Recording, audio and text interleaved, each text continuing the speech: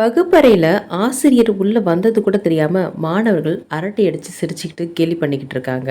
இதை பார்த்த ஆசிரியர் சாக்பீஸ் எடுத்து கரும்பலகையில 1000 அப்படிங்கிற எண்ணை எழுதி அந்த கூட்டத்துல சலசலப்பை ஏற்படுத்தியிருந்த மாணவனை எழுப்பி கேட்கிறாரு, இந்த எண் எவ்வளவு அப்படின்னு சொல்லிட்டு.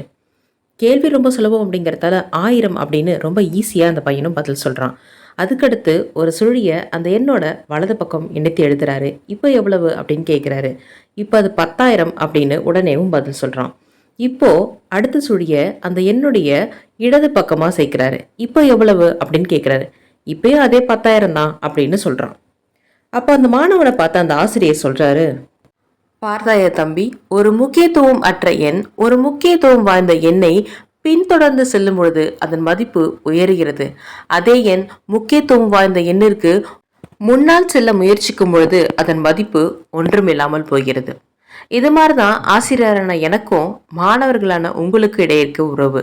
ஒரு மாணவன் தன் ஆசிரியரை பின்தொடர்ந்து செல்வதால் அவன் மதிப்பு எதிர்பார்க்காத அளவுக்கு பெரிதாக இருக்கும். அதுவே எதிர்மறையா அமைஞ்சிடுச்சு அப்படின்னா உங்களோட மதிப்பு ரொம்பவே குறைஞ்சிரும் அப்படின்னு ஆசிரியர் சொல்றாரு. இதை கேட்ட மாணவர்கள் வெட்கி தலைகுனிறாங்க. இந்த விதிமுறை வகுப்பறைக்கு மட்டும் இல்லைங்க, நம்ம வாழ்க்கையில பல இடங்கள்ல உண்மையா பொருந்தும் அப்படிங்கிறது தான் நிதர்சனமான உண்மை.